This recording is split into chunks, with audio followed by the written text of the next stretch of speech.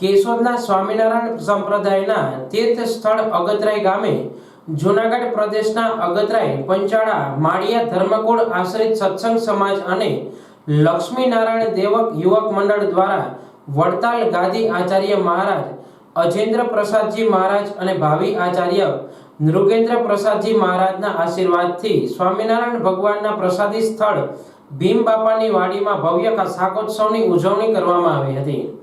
આ પ્રસંગે ધર્મકુળ આશ્રિત સંતો, પાર્ષદો અને મોટી સંખ્યામાં સત્સંગીઓ હાજર રહ્યા હતા।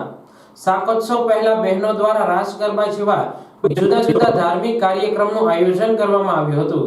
સૌપ્રથમ ભાવિ આચાર્ય નૃગેન્દ્ર પ્રસાદજી મહારાજનું આગમન થતા ભવ્ય સ્વાગત કરવામાં આવ્યું હતું। બાદ મહારાજ શ્રી દ્વારા હવેલી તેમજ રામ મંદિરમાં આરતી ઉતારવામાં આવી હતી અને મહારાજ શ્રી હસ્તે ભીમ બાપાની વાડીમાં પ્રસાદીની જગ્યાએ છત્રી એટલે કે મઠી બનાવવામાં આવેલ હોય તેનું અનાવરણ કરવામાં આવ્યું હતું। આ શાકોત્સવ પ્રસંગે સત્સંગ સભા યોજાતા મહારાજ શ્રી દ્વારા આશીર્વચન પાઠવવામાં આવ્યા હતા।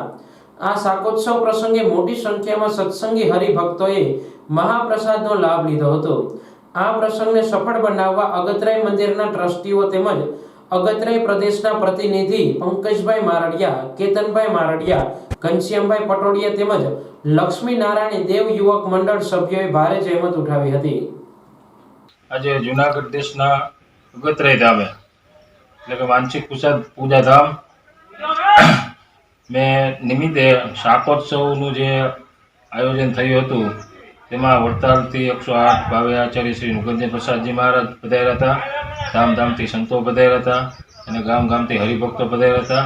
તેમજ ભીમભાઈ મારડિયાની થોરડીવાળી એમની જે નવનિર્મિત ડેરી એનું ઓપનિંગ થયેલું હતું અને બહેનોએ પણ બહોળી સંખ્યામાં રાસની રમઝટ બોલાવી હતી અને મહોત્સવનો સારો એવો લાભ લીધો હતો। તેમજ આજુબાજુના ગામના હરિભક્તોએ પણ લાભ લીધો હતો અને અગતરાય ગામે ધૂમધામથી શાકોત્સવનું આયોજન થયું। જય સ્વામિનારાયણ।